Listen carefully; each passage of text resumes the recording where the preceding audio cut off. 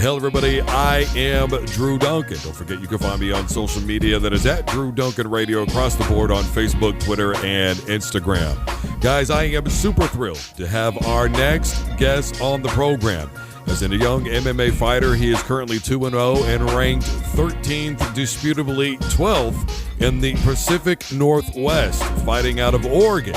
His name is Tobias Baker, and he's right here with Drew Duncan. Tobias, it is a huge treat to have you on the program. Oh, man, it's always a pleasure to do these.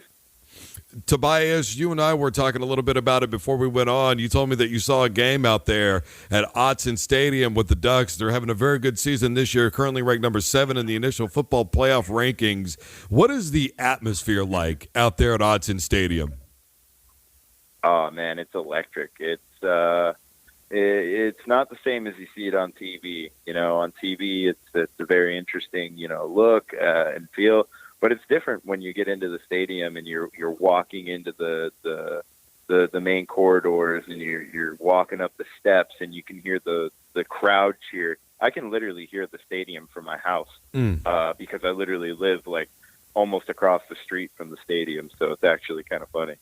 One of the things that is talked about with Oregon is the fact that even though it's a small stadium, the crowd is extremely ruckus out there. It's a different breed of fan in the Pacific Northwest. What's in the water out there, man?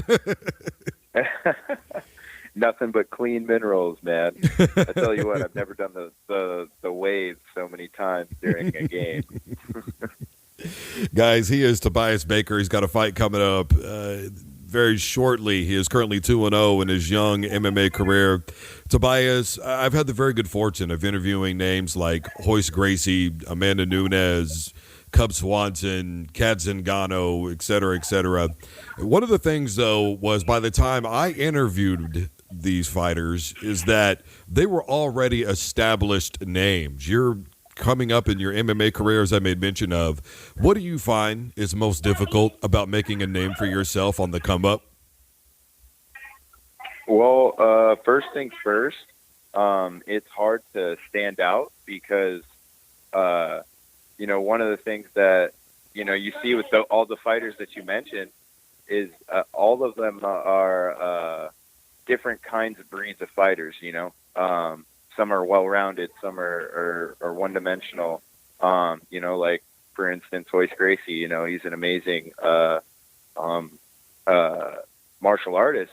But when it comes to doing the well-rounded, game, it's a little bit different these days. You've got to be an explosive athlete. You've got to be a knockout artist. You got to be a jiu-jitsu guy. So you've got to do everything. So it's given room for us new fighters coming up in the game to be able to make that kind of impression because, fighting is evolving as we see it. So it's nice to be able to make my own name coming up, but it's difficult because it's one of the fastest growing sports in the world. So we've had a pour of people into the gyms these days. And more athletes are crossing over from other sports. So it's really exciting. It's an exciting time for MMA right now. One of the things that was such an anomaly to me was the fact that Khabib really wasn't well known to the masses, the mainstreamers, until he beat Conor McGregor. Yet Conor McGregor had taken losses already, and Khabib was undefeated. Now you can't go anywhere without that guy saying his name. But why did it have to come to that to begin with? Why couldn't we appreciate the kind of fighter that Khabib was beforehand, being that he's predominantly a ground guy like you made mention of with Royce Gracie? Well, it's 100% the same fact that's always been since the beginning of combat sports. It's what excites the people. What gets your crowd going? What do you do that's exciting that people want to see? Do you do crazy flips in your fight? Do you do crazy acrobatics? One I can recall back to is that Tristan Connolly fight with I can't remember that Brazilian cat's name, but doing a backflip in the cage. That's exciting. Not practical, not functional. It's not going to win you a fight. It obviously didn't win him the fight, but it's that's what people want to see. People want to see exciting things, and that's definitely something that I think that I bring to the table. So that's been helpful. Well, I go and I reflect on MVP personally, right? I mean, he had that long reach and he had that nice right, but eventually he met somebody that understood how to take him on. So as a fighter, how do you learn to find that balance between being a guy who's flashy like that and flamboyant, or maybe a Conor McGregor-esque type guy, or even maybe the greatest promoter all time, Muhammad Ali? How do you find the balance in, I can do these things, but I also got to find out who I am in the cage as well? Right. It's a personality. Fighting is a personality. Martial arts is a personality. Everybody has their own style that they bring to the cage, but the fundamentals never change. You can bend the rules a little bit, but in the end, it will always come back to bite you in the butt. Chris Weidman, Silva, for instance, Lima versus MVP. For instance, those two showings are, you can be flashy, you can be really dangerous, but you make one mistake, that can be the end of your game right there. And it only takes one shot.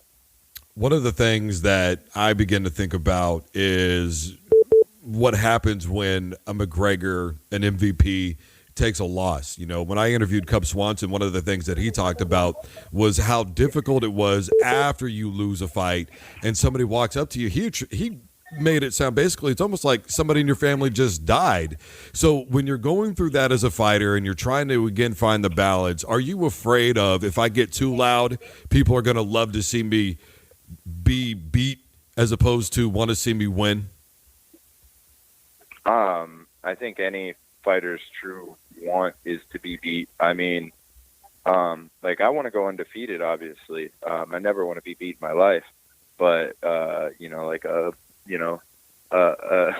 like my Viking alma mater, man, I'd rather go out on my shield. You know what I mean? So it's the love for the game and a love for the sport, and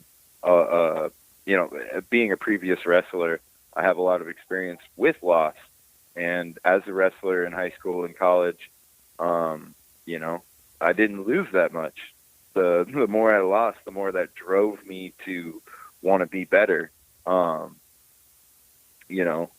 I got to college, obviously it was a little different. I was struggling with a lot more balance of things. But in high school, yeah, when I suffered my only loss my senior year, that pushed me to want to be greater. And I think loss can do that because there's pain in loss, and pain can make you do a lot of things. Talking to Tobias Baker right here. I am Drew Duncan. He is currently undefeated in his young MMA career. He is ranked in the top 15 in the Pacific Northwest at welterweight. Speaking of welterweight, boy, I tell you what, the UFC has really, to me, taken a very different stance in terms of how they view all of their fighters since Conor McGregor has been away. We've seen the emergence now of Jorge Masvidal. We've seen the emergence of Khabib now. There's a lot of other fighters that are taking center stage. When you look at your weight class right now, who's the guy that you look up to and you say, this is my inspiration and where I want to be? Well, I would say, I really like Masvidal, and I really like Nate Diaz. Those are two fighters that I grew up watching a lot of. But as I get closer to this big stage, the less I get away from that idea, and the more of I get closer to the idea of how can I beat these guys, and how can I get to their level, and how can I elevate my fundamentals and my skills to be on this stage. And, I'll look back at older fighters, more or less. Like I'll look back at, George St. Pierre, and, I'll still look at guys like John Jones, and I'll see how they've reigned as champions. And, I want to be a combination. I want to be something different, I just want to bring a different energy in there into the cage, and a different kind of fear. A different kind of animal. So it's hard to nail down. But, GSP and some of those guys are definitely guys I look up to. But, I definitely couldn't say that there's too many in the welterweight division right now in the UFC or any of these places that I exactly want to be just like them, because I want to be my own guy. Tobias, ultimately, when all is said and done, and you reflect back one day on your career, I think most athletes do envision retirement somewhat and see things. When I get talked about, what will my story be? What do you want to be told about you? I think the number one thing that I would want to be told is that I was exciting, that I left it all on the line. Every time that somebody would watch me, they would, stop what they're doing. That they, it wouldn't be that fight that, people are like, man, I got to go grab some more chips, or I got to go grab some more popcorn. No, it's like, no, you glue your seat in front of your TV, or you're at the fights, or you're mad that you weren't at those fights. And I want people to say, man, I wish I could have watched you fight, because that's what it's about.